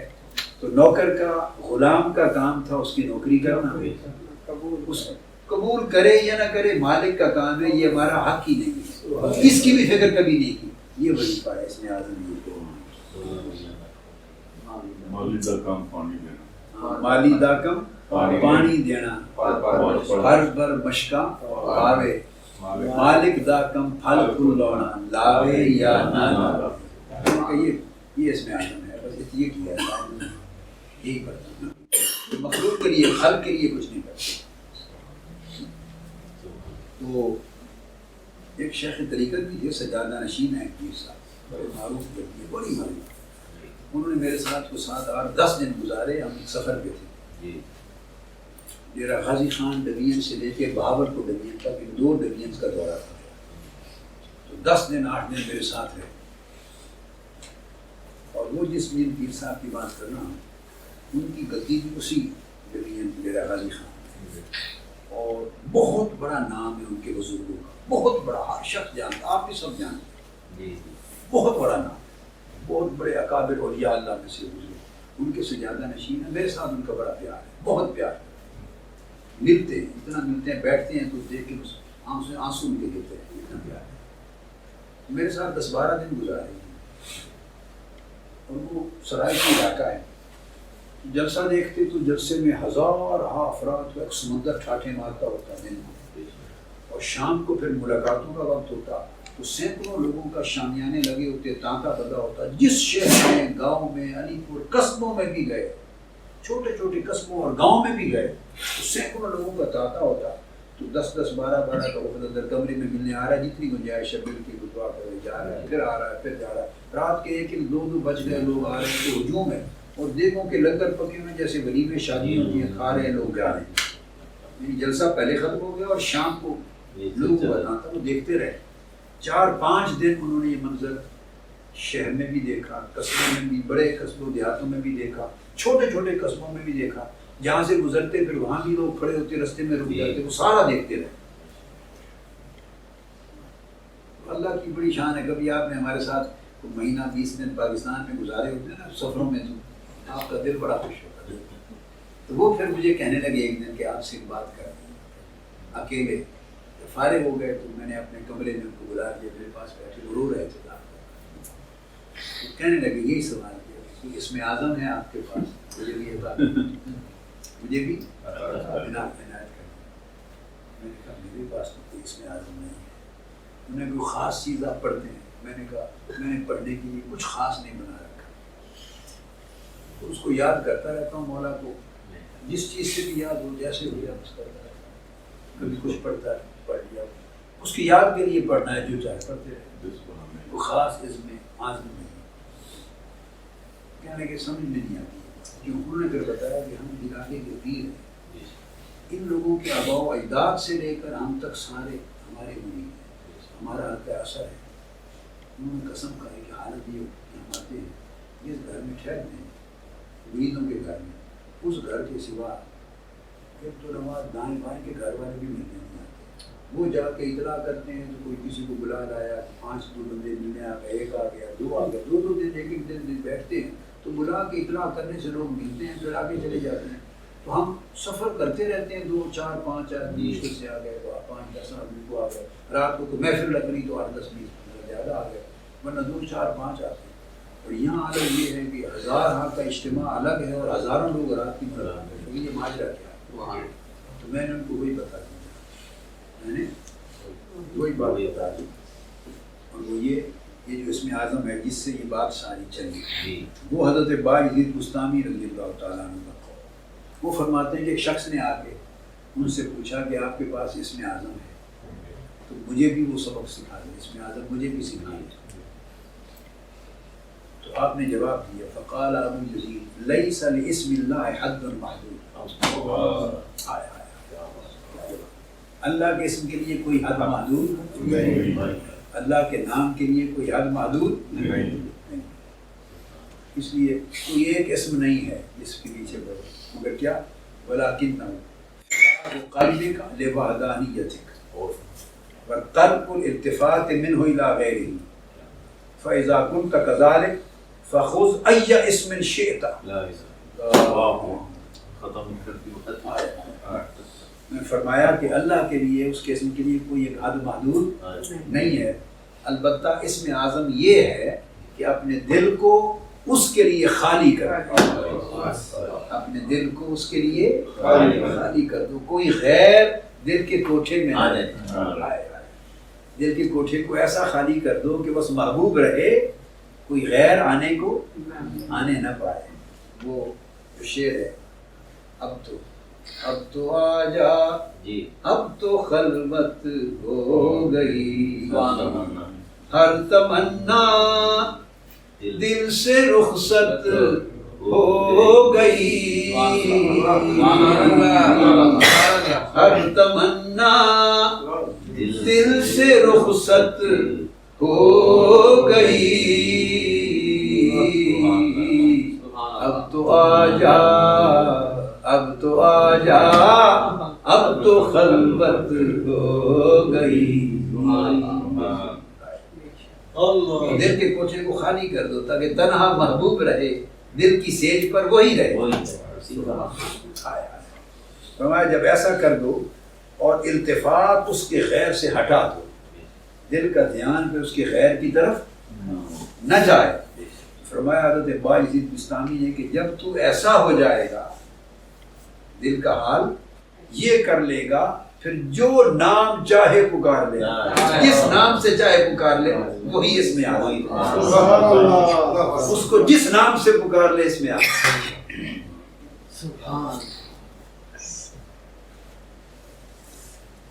مشرق سے مغرب تک. پھر فرمایا کہ ساتھ میں جدھر جا گھومتا پھر، جس نام سے چاہ اس کو پکار، ہر نام اس میں آ جائے. نغمہ بہار ہو کے فصل گل لال، یہ نغمہ فصل گل لال کا نہیں پابند، یہ نغمہ فصل گل لال کا نہیں پابند، بہار ہو کے خزاں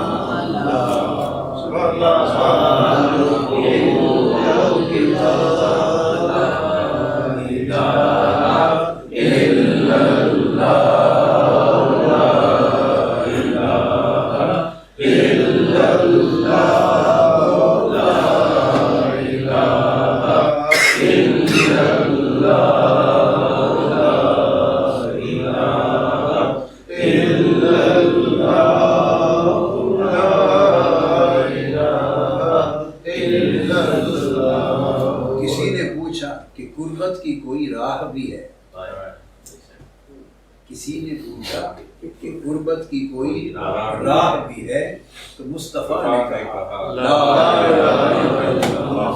کسی نے پوچھا کہ غربت کی کوئی راہ بھی ہے، کسی نے پوچھا کہ غربت کی کوئی راہ بھی ہے،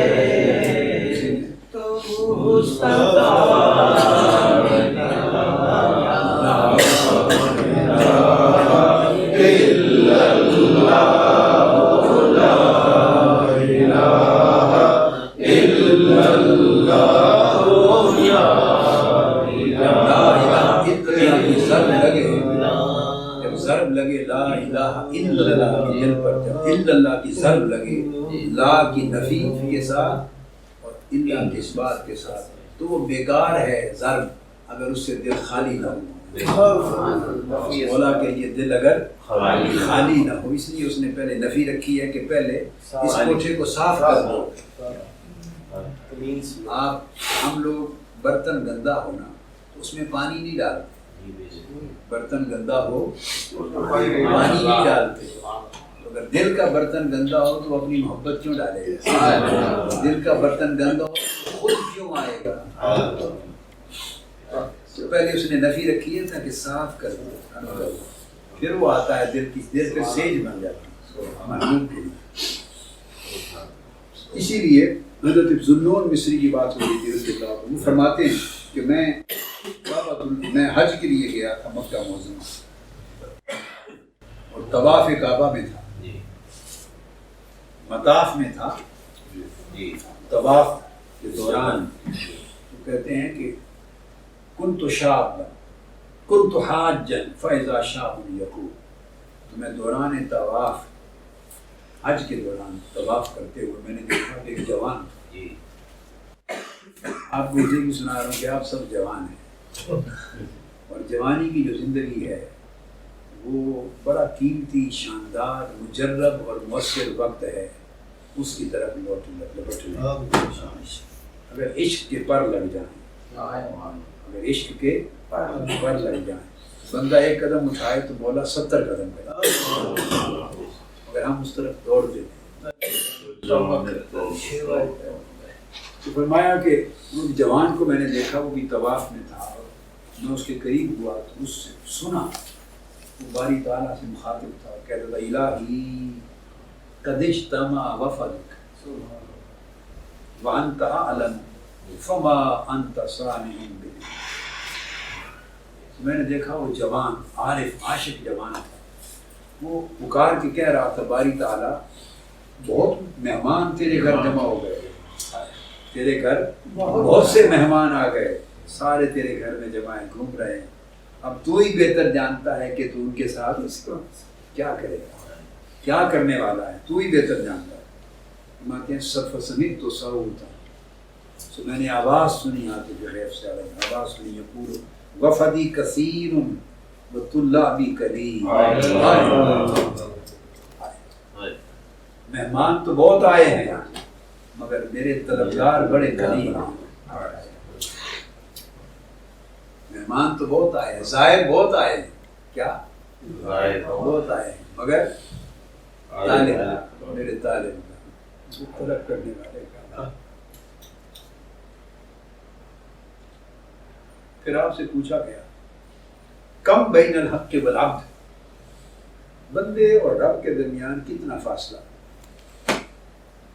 بندے اور رب کے درمیان کتنا فاصلہ ہے جو طے کیا جائے؟ قال 4 اقدام، 4 قدم، بندے اور رب کے درمیان 4 قدم۔ بندہ کیا کرے؟ یرفع قدما من الدنیا، پہلا قدم دنیا سے اٹھانا ہے، دنیا سے مراد حب دنیا، کیا دنیا کے فرائض اور واجبات اور کام کاج کو ترک کرنا مراد حب دنیا سے پہلا قدم۔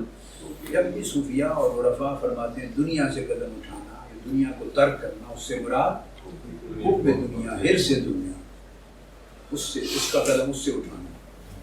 اور دوسرا فرمایا وقدما من الخلق، دوسرا قدم پھر باقی ساری مخلوقات پر سے اٹھانا، باقی یعنی مخلوقات پہ جو ہم بھروسہ تقیہ کرتے ہیں اس سے قدم اٹھانا، مخلوقات کے بھروسے سے قدم اٹھانا، مخلوقات کو دیکھتے ہیں یہ کیا کہہ رہا ہے مجھے، یہ کیا سوچ رہا ہے، یہ مجھے کیا کہہ جی، اس سے قدم اٹھا لینا۔ حضور سیدنا غوث العالم شیخ عبد القادر جیلانی رضی اللہ تعالیٰ عنہ نے فرمایا، آپ سے پوچھا گیا تصوف کیا ہے، کیا تصوف کیا ہے؟ آپ نے فرمایا تصوف یہ ہے کن مع الخالق بلا خلق، کن مع الخالق بلا خلق وکن مع الخلق بلا نفس فانت صوفی۔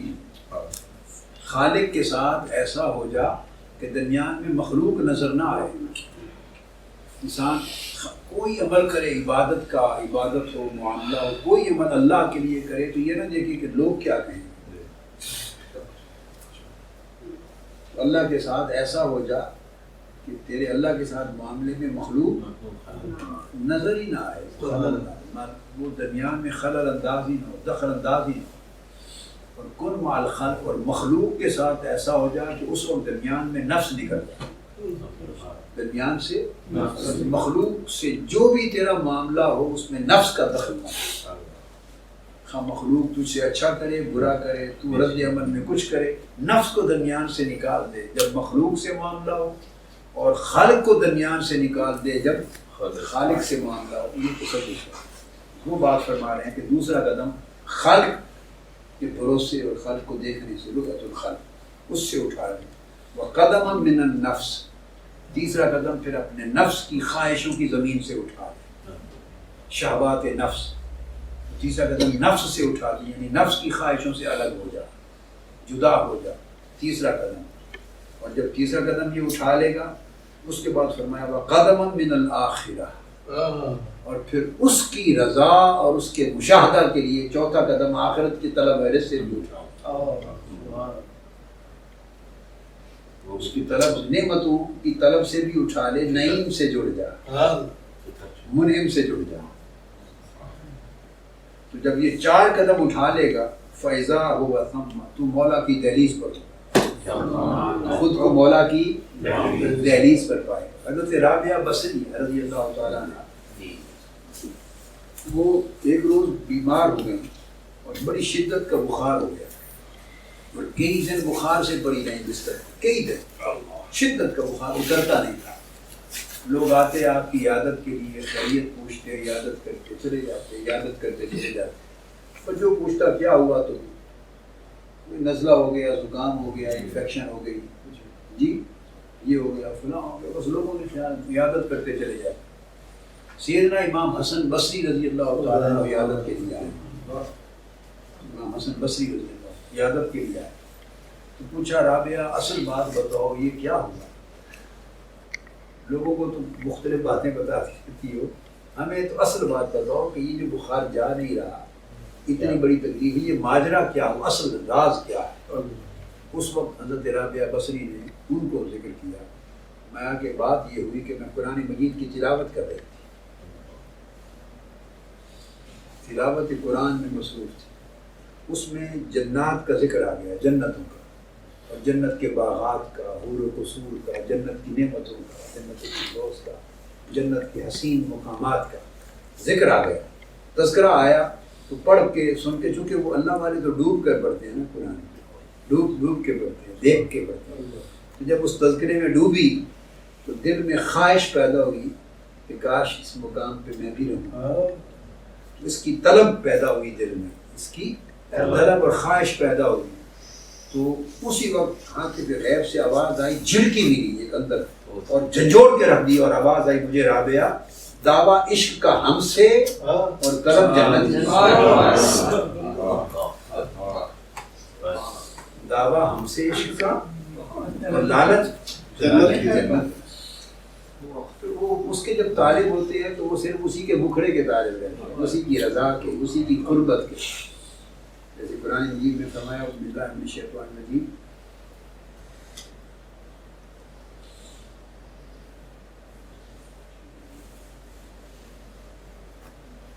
میرے خطاب ہیں اس آیت پر میرے دن میں پورا 3 گھنٹے کی خطاب ہے. الذین یدعون ربهم واصبر نفسک، اس پر خطاب ہے وہ تصوف میں. واصبر نفسک مع الذین یدعون ربهم بالغداة والعشی یریدون وجہہ. نہیں، ایک تو ترجمہ عالمانہ ہے نا، اس کی رضا کے طلب کرتے ہیں. دوسرا عاشقانہ ترجمہ یریدون وجہ، اس کے مکھڑے کے طرف، مولا کے مکھڑے کی طرف، اس کے حسن مطلق کے طرف. تو یہ مجھ فرمایا تو 4 قدم اٹھا لے تو اس کے دروازے پر کھڑا، اس کے دروازے پر کھڑا. یہ چیزیں ان سے بھی بہت پہلے امام ابو سعد نیشا پوری ہوئے. امام ابو سعد عبد الملک بن محمد نیشا پوری، یہ جلیل القدر 4 صدی ہجری کے، اور یہ صاحب شرف المصطفیٰ ہیں. جن کی کتاب شرف المصطفیٰ ہے، جن کی کتاب شرف المصطفیٰ، بہت بڑے محدث اور امام ہیں. اور امام اسقلانی سمیت، جن امام قاضی اجاز سمیت، جنہوں نے بھی حضور آقا علیہ السلام کے فضائل پر حدیث کے باب میں لکھا ہے، کوئی ایک امام حدیث کا ایسا نہیں پہ لکھا ہو. اور امام ابو سعد نیشا پوری کی شرف المصطفیٰ نظر انداز کرو، سب نے اس پہ وہ امام ابو سعد نیشا پوری، اور بہت مشاور مکہ کے رہے، بڑا کثیر مدت مکہ کے امام تھے اور بہت محدثین اور اللہ والوں نے آپ سے اخذ کی. ان کی کتاب ہے صاحب شرح المصطفیٰ کی تہذیب الاسرار فی اصول التصوف، امام ابو سعد النشابوری.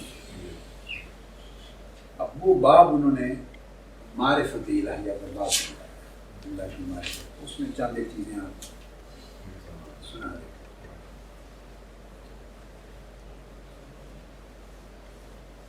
ایک شخص نے حضرت ذوالنون مصری رضی اللہ تعالیٰ عنہ سے آ کے کہا، حضرت ذوالنون مصری سے کہا واللہ انی لاحبک، واللہ انی.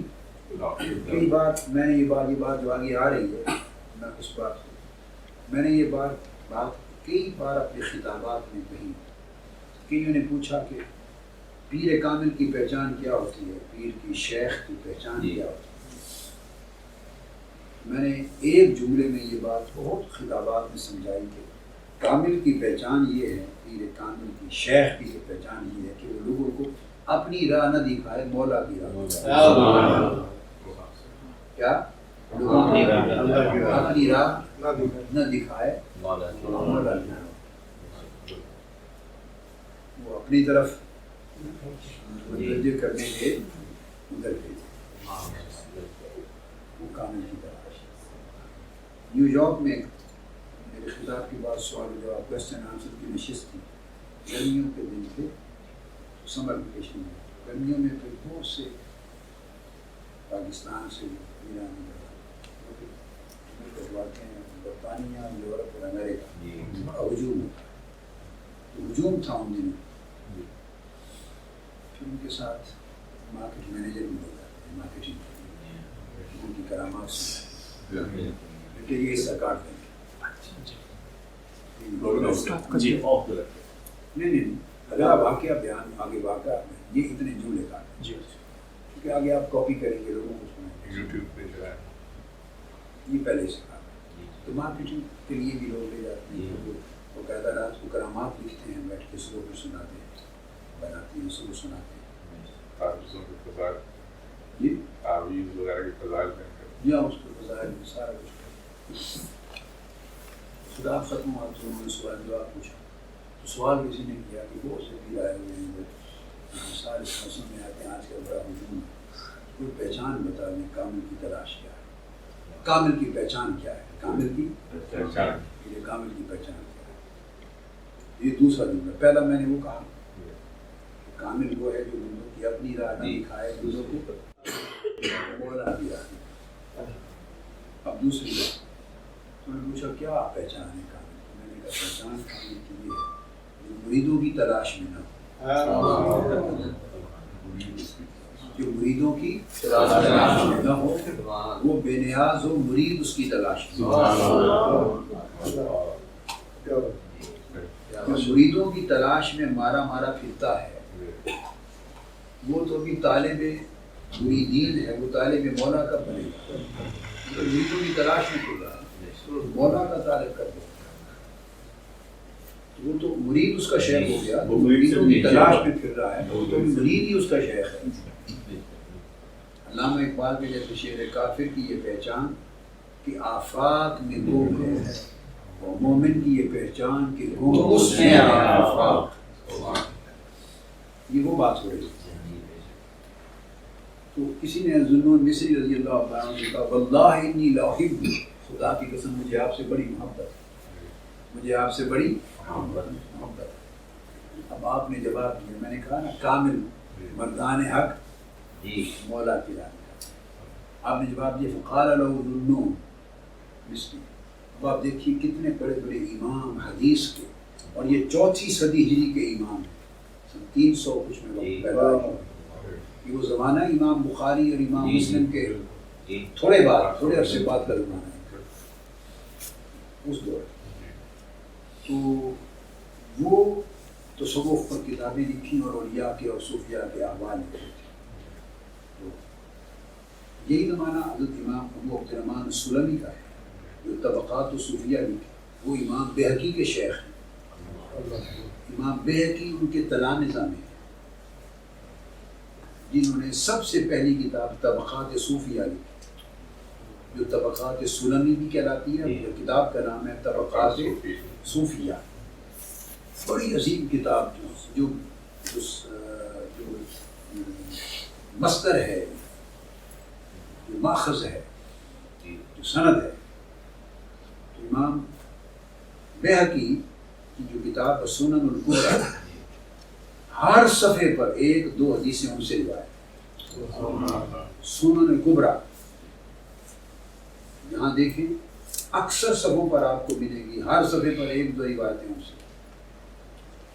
اور امام حاکم صاحب مستدرک اور امام سلمی قریب ایک ہی شیوخ اساتذہ کے پاس بیٹھ کے پڑھے، اور ایک حدیث امام حاکم نے بھی امام سلمی سے روایت کی.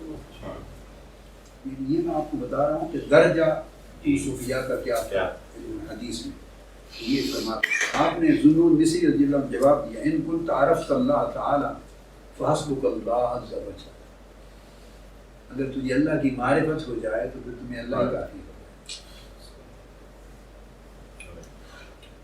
اور پھر آگے سنو، وَإِن لَمْ تَعْرِفْ، اور اگر تو اللہ کو نہیں پہچانتا، اگر تو اللہ کو نہیں پہچانتا تو فَاطْلُبْ مَن يَعْرِفُهُ حَتَّى يَدُلُّكَ عَلَى اللَّهِ عَزَّ وَجَلَّ، پھر کسی ایسے کو تلاش کر جو اس کی معرفت رکھتا ہے.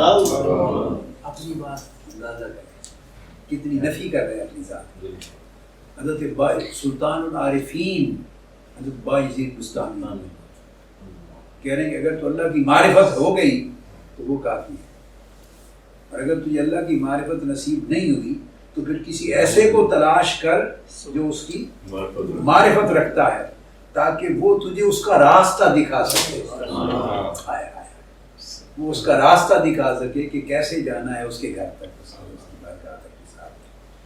اور پھر وہ تجھے آداب اس کا راستہ بھی دکھائے گا اور اس کے حضور حاضر ہونے کے آداب بھی سکھائے گا. پھر حضرت واسطی ابو حسین واسطی، ان سے پوچھا گیا کہ سب سے بہترین کھانا کیا ہے؟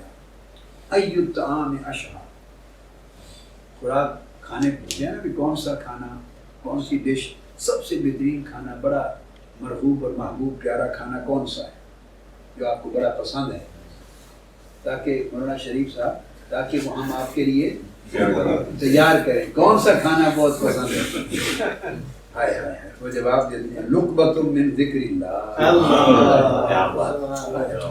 اللہ کے ذکر کا ایک لقمہ، اللہ کی یاد کا ایک لقمہ سب سے زیادہ مرغوب کھانا ہے، اللہ کی یاد کا لقمہ. اور وہ اللہ کی یاد کا ایک لقمہ ترفعھا بید الیقین، یقین کے ہاتھ سے اٹھایا ہوا ہو، اللہ کی یاد کا لقمہ ہو اٹھایا ہو یقین کے ہاتھ کے ساتھ، من مائدۃ المعرفہ، اور دسترخوان معرفت سے اٹھایا ہو، دسترخوان معرفت سے اٹھایا ہو، اور اس کے حسن ظن یعنی اس پہ کامل توکل کے ساتھ کھایا، حسن ظن رکھتے ہوئے کھایا. فرمایا یہ لقمہ یہ کھانا پسند ہے. حضرت ابو عبداللہ النباجی رحمہ اللہ تعالی، آپ ایک روز ٹھنڈی سانس لے کر کہنے لگے خرج اکثر اہل الدنیا ولم یذوقوا اطیب شیء منها فیہا. دنیا میں رہنے والے بہت سے لوگ دنیا سے رخصت ہو گئے، بہت سے لوگ اپنی زندگیاں گزار کے رخصت ہو گئے، مگر دنیا میں اللہ نے جو سب سے زیادہ لذیذ شے رکھی تھی اس کو چکھ بھی نہ سکے. دنیا میں جو اللہ نے سب سے لذیذ چیز رکھی تھی اور بڑی اعلیٰ، اس کو چکھ بھی نہ سکے، اور چکھے بغیر اس کی لذت لیے بغیر دنیا سے رخصت ہو گئے. پوچھا گیا قیل وما ہوا، وہ کیا چیز تھی جو دنیا میں سب سے زیادہ لذت والی رکھی تھی؟ فرمایا قال سرور المعرفہ، اللہ سے جان پہچان ہو جائے تو اس کی لذت. ان سے پوچھو جن کی جان پہچان ہو جاتی ہے اس کے ساتھ راتوں کے اندھیرے میں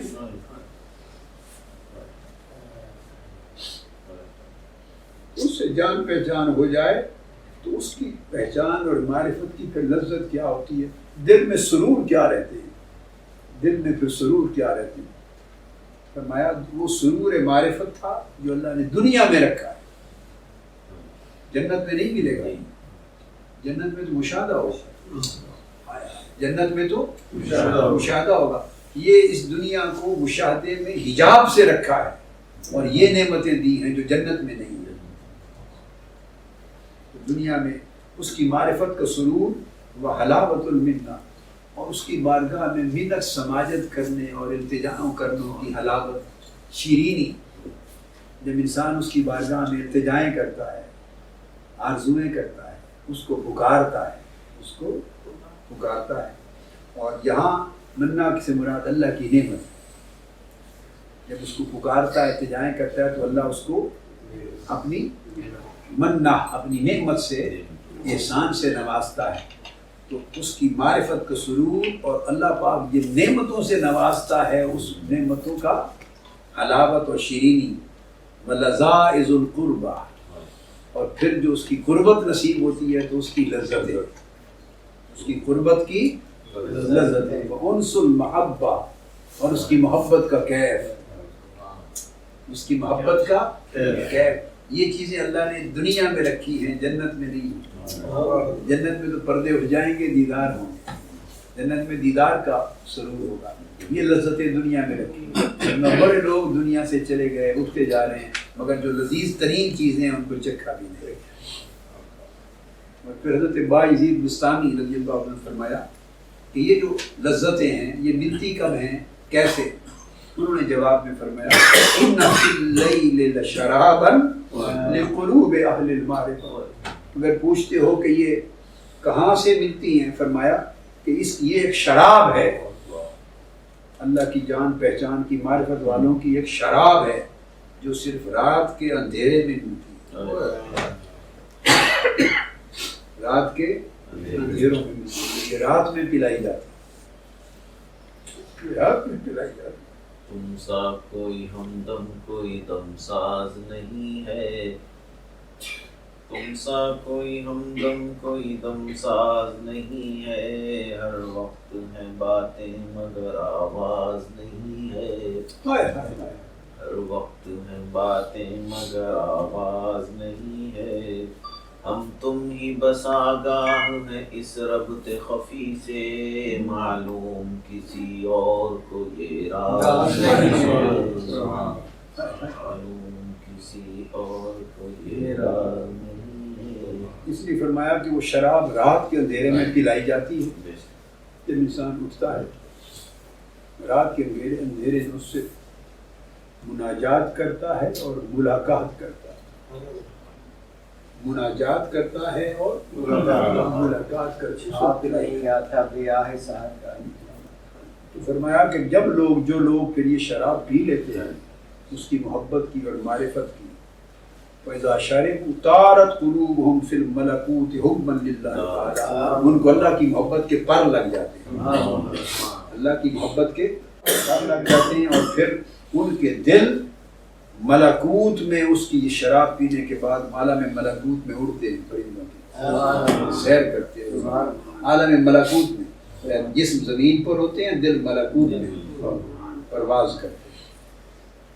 فَبِذَلِكَ يَقْطَعُونَ لَيَالِهِمْ إِذَا أَظْلَمَ عَلَيْهِمُ اللَّيْلُ. اس طرح جب ان کے اوپر رات کا اندھیرا چھا جاتا ہے، اس طرح وہ راتوں کو کاٹتا ہے. أَلَا وَإِنَّ النَّاظِرِينَ إِلَيْهِ لَا إِلَىٰ غَيْرِهِ. اور آگاہ ہو جاؤ، جو اس کو تک لیتے ہیں پھر وہ کسی اور کی طرف نظر نہیں ہوتا. اس کے حسن کو تک لیتے ہیں، وہ کسی اور کی طرف نہیں تک. اور اسی طرح فرمایا بعضوں نے کہ عارف کی 4 علامتیں، اللہ کی معرفت رکھنے والوں کی 4 علامتیں. لسانہ مشغول بتلاوت القرآن. تو یہ نصیحت کرنا، اس کی زبان قرآن کی تلاوت میں مشغول ہوتی ہے. کیوں؟ عارف تو اللہ کا ہے، اور زبان تلاوت قرآن میں کیوں مشغول ہوتی ہے؟ قرآن کیا ہے؟ ہماری نگاہوں میں قرآن کچھ اور ہے، عاشقوں اور عارفوں کی نگاہ میں قرآن کچھ اور۔ یہ قرآن عاشقوں کی نگاہ میں محبوب کے خط ہیں، محبوب کے پیغام ہیں۔ خط کیا ہوتا ہے؟ محبوب کے پیغام ہیں۔ وہ ڈاکیے کے ہاتھ خط آتے ہیں نا محبوب کے۔ پہلے زمانے میں جو خطوں کا زمانہ تھا تو کتنی امید رہتی تھی، انتظار رہتی تھی کہ محبوب کا وہ خط آئے گا، خط آئے گا۔ بیٹا دور گیا ہو تو ماں اداسی میں مہینوں تکتی ہے میرے بیٹے کا خط آنا ہے، میرے بیٹے کا۔ ہر روز نکل کے دیکھتی ہے ڈاکیے کے آنے کا یہ وقت ہے، پوچھتی ہے میرا کوئی خط تو نہیں آیا۔ اتنا انتظار ہوتا ہے، جس سے محبت ہوتی ہے اس کے پیغام اور خط کا انتظار۔ پھر جب دیکھ لیتی ہے اور پھر وہ ایک بار پڑھ کے اس کی ٹھنڈا نہیں ہوتا اس کا دل۔ اور ہر روز کسی نہ کسی بچے کو تلاش کر کے بوڑھی مائیں پڑھایا کرتی تھی، پڑھ کے بعد اچھا یہ اور کیا لکھا ہے، اور کیا لکھا ہے، بار بار سنتی ہے۔ جس میں محبت ہوتی ہے وہ کلمات بار بار سنتا ہے، بار بار سنتا ہے۔ یہ محبوب حقیقی کے خط ہیں جو اس نے جبرائیل امین کے ہاتھ آقا علیہ السلام کو بھیجے تھے، اور حضور کے قلب اطہر میں اس کو سنبھال کے رکھا تھا۔ حضور کی زبان سے وہ پیغام ہم تک پہنچائے گئے۔ تو قرآن کو وہ محبوب کے پیغامات کا مجموعہ دیکھتے ہیں، اس لیے اس کو بار بار پڑھتے ہیں، بار بار پڑھتے ہیں۔ تسلی نہیں ہوتی محبوب نے کیا کہا، محبوب نے کیا کہا، محبوب نے کیا بولا ہے، اس کو بار بار پڑھتے ہیں اور اس پیغام میں پھر بھیجنے والے محبوب کو تکتے ہیں۔ یہ ہے عارف کا پہلی علامت کہ ان کی زبان تلاوت قرآن میں مشغول رہتا ہے۔ کیسے کہا ہوگا، ہاں کیسے کہا، کیسے بھیجا ہے، ہمارا کتنا خیال کیا۔ وَلَوْنُهُ أَصْفَرُ مِنْ خَوْفِ الْهِجْرَانِ، اور ان کے چہرے اور ان کا رنگ پیلا پڑ جاتا ہے ہجر اور فراق کی وجہ سے، ان کا رنگ پیلا ہو جاتا ہے ہجر اور فراق کی وجہ سے۔ غائبۃ من خوف الرحمن، اور ان کے جو نفوس ہیں وہ پگھلتے رہتے ہیں، پگھل جاتے ہیں اس کے خوف سے کہ کہیں وہ چہرہ نہ موڑ لیں۔ عذاب کا نہیں ہوتا، دوزخ کا دھندا ان کے لیے نہیں ہوتا، دوزخ کے خوف سے نہیں، محبوب کی ناراضگی کے خوف سے، کہیں اپنی رحمت کا رخ نہ پھیر لے، کہیں ناراض نہ ہو جائے۔ وَقَلْبُهُ ظَاهِرٌ بِنُورِ الْإِيمَانِ، اور ان کے جو دل ہیں وہ نور ایمان کی رونق کے ساتھ منور اور روشن ہوتے ہیں۔ یہ کیفیتیں نصیب ہوتی ہیں عارف کو، پھر وہ عارف کہہ رہا ہے۔ کسی نے اسی طرح پوچھا کہ معرفت کیا ہے، اللہ کی معرفت کیا ہے؟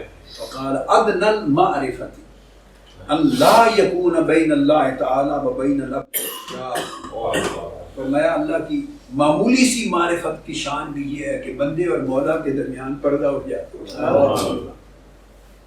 بندے اور مولا کے درمیان حجاب نہیں رہتا، یہ معمولی سی معرفت بھی نصیب ہو جائے تو کیفیت یہ ہے۔ اور اسی طرح آپ نے فرمایا حضرت شبلی، ابو بکر شبلی رضی اللہ فرماتے ہیں کہ سرور المؤمنین بالوجوہ، کہ مومنوں کا سرور اللہ کے اجر میں ہے، کہ وہ جو نعمتیں اور اجر عطا کرتا ہے مومنوں کو ان اللہ کے دی ہوئی نعمتوں اور تحائف سے سرور ملتا ہے۔ وہ سرور العارفین باللہ تعالی، اور عارفوں کا سرور اللہ کی ذات کے ساتھ، اس کی مسکراہٹ اور اس کی خوشی کے ساتھ۔ اور حضرت ابو اسحاق ابراہیم الجوزجانی وہ فرماتے ہیں العارف جعل کل قلبہ لمولا وسائر جسدہ لخلقہ، کہ جو عارف ہے اللہ تعالیٰ نے عارف کی شان یہ رکھی ہے کہ اس کے سارے دل کو عارف اپنے پورے دل کو مولا کے لیے وقف کر دیتا ہے اور جسم کو مخلوق کے لیے وقف کر دیتا ہے۔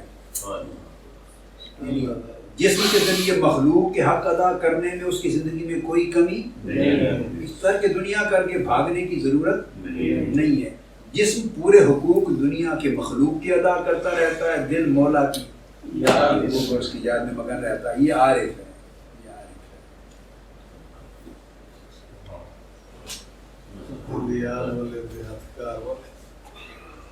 آخری ایک واقعہ آپ کو سناتے ہیں. مولانا غوث علی شاہ صاحب قلندر, یہ مجذوبوں کی, چونکہ مجذوب کے شعر پڑھتے ہیں نا مولانا ثانی نے, مجذوبوں کی ایک بات ہے. مولانا غوث علی شاہ صاحب قلندر پانی پت, ان کا ذکر آپ نے کیا, وہ بیان کرتے ہیں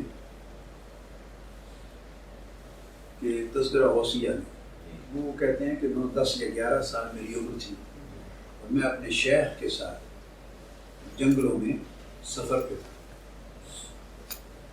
اہل اللہ اور اولیاء کی انبیاء کے وقت سے ان کے سفر بہت زیادہ ہوتے ہیں, کثیر الاسفار ہوتے ہیں, ان کی زندگی اسفار میں, سفروں میں گزرتی ہے. اللہ پاک نے یہ سنت رکھی اور اس کی ابتدا آدم علیہ السلام سے کی. پہلا سفر جنت سے دنیا میں کرایا, اور سفر نہ کروانے ہوتے تو سیدھا مکہ مضمون میں اتارا سری لنکا میں.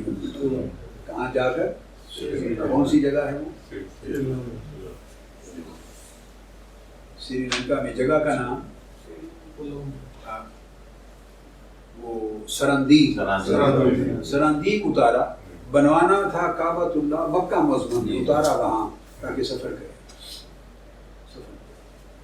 40 یا 70 بار وہاں سے مکہ مضمون کا سفر کیا. خیر تو سفر پہ تھے, تو کہتے ہیں راستے میں ہم نے 2 مجذوب دیکھے. گزر ہوا 2 مجذوب تھے, کامل مجذوب, لیٹے ہوئے کپڑوں کے ساتھ, اور دونوں کے پیٹ پر کپڑوں کے اوپر کسی نے انگارہ رکھ دیا تھا, یا کئی انگارے رکھ دیے تھے جو بھڑک رہے تھے. آگ خوب بھڑک رہی تھی, جلتے ہوئے انگارے رکھ دیے تھے اور آگ بھڑک رہی تھی. ایک مجذوب جو تھا اس کے کپڑے بھی جل گئے تھے, بدن بھی جل گیا تھا, اور چربی اور خون تک بہا جا رہا تھا, اور مست حالت میں پڑا ہوا, مست پڑا تھا, چربی اور خون بہ رہا ہے, آگ جل رہا ہے. دوسرے مجذوب کا حال یہ تھا کہ اس کے کپڑے بھی نہیں جلے تھے, آگ جل رہی تھی, اور بدن بھی نہیں جلا تھا, تو چربی کیا بھی کرنی, تو آگ اس کے کپڑے بھی نہیں جلا سکتی, وہ بھی مست پڑا تھا. فرماتے میرے شیخ نے مجھ سے کہا, بیٹے بتاؤ ان دونوں میں سے کامل کون ہے, دونوں میں کامل کون ہے. کہتے میں بچہ تھا تو میں نے تو یہی دیکھا یہ کرامت ہے, جس کے کپڑے بھی نہیں جلے, آگ کپڑے نہیں جلا. میں نے کہا یہ کامل ہے. میرے شیخ مسکرا پڑے, اس نے کہا بیٹے یہ ناقص ہے, جذب ہے, اور وہ کامل ہے. کیسے؟ فرمانے لگے کہ آگ کا کام ہے جلانا. یہ کیا لگے کہ آگ جلے بھی اور وہ پھر کپڑے اور چربی نہ جلائے, آگ کا کام جلانا ہے. تو وہ جو جس کے کپڑے بھی نہیں جلے اور چربی اور خون بھی نہیں نکلا, تو اس کو کسی نے روک رکھا ہے نا, آگ کو جلانے نہیں دینے کا. کوئی شے ہے نا جو آگ کو اپنے عمل سے روکے ہوئے, وہ اس مجذوب کی توجہ ہے. مجذوب کی توجہ ہے کہ آگ کو اپنی کرنے جلانے سے روک رکھا ہے. اس کا مطلب یہ ہے کہ وہ مجذوب کی جذب مولا کی طرف ابھی کامل نہیں ہے. آدھی توجہ ادھر ہے, آدھی اپنا جسم بچانے پر ہے. آدھی مولا کی طرف ہے اور آدھی اپنی جان بچانے پر ہے. تو تبھی تو اسی توجہ سے آگ جلانے نہیں پا رہی. اور وہ کامل مجذوب ہے کہ جس کی توجہ کاملاً اور دامن مولا کے اندر اس کے مشاہدے میں غرق ہے, اور اس کے جسم بھی جل گیا اور چربی بھی پگھل رہی, اسے ہوش ہی نہیں. یہ تو خیر ایک مجذوب کے درجے کی بات ہے. تو پہلی بات میں آپ کو سلوک میں ہو گئی, تو یہ کہ زندگی کو اس رخ پہ ڈالیں, ایک ایک قدم قطرے قطرے سے دریا بنتا ہے. اس رخ پہ چلیں تو اللہ پاک خیر کے راستے کھول دیتا ہے. اللہ راستے کھول. اللہ پاک آپ کو یہ خیر کا چشمہ آپ کے اندر کھول دے, اور اپنی محبت اور معرفت کی راہ پر چلا دے, اور اس میں استقامت عطا فرمائے.